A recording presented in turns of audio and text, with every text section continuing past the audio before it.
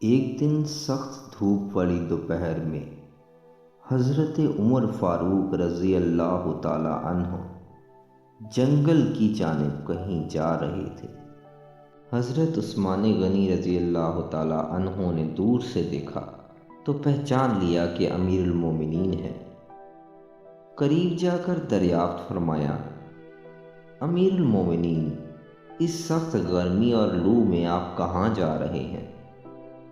عمر فاروق رضی اللہ تعالی عنہ نے فرمایا، بیت المال کا ایک اونٹ گم ہو گیا ہے، اس کی تلاش میں جا رہا ہوں۔ انہوں نے عرض کیا، کسی خادم کو کیوں نہ بھیج دیا؟ فرمایا، قیامت کے دن سوال مجھ سے ہوگا، خادم سے نہیں۔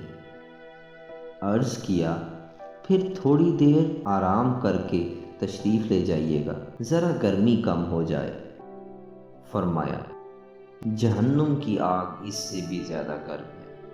یہ کہہ کر آپ رضی اللہ تعالی عنہ اسی دھوپ اور لو میں تشریف لے گئے۔ سبحان اللہ، یہ تھے عادل اور اللہ پاک کا خوف رکھنے والے حکمران۔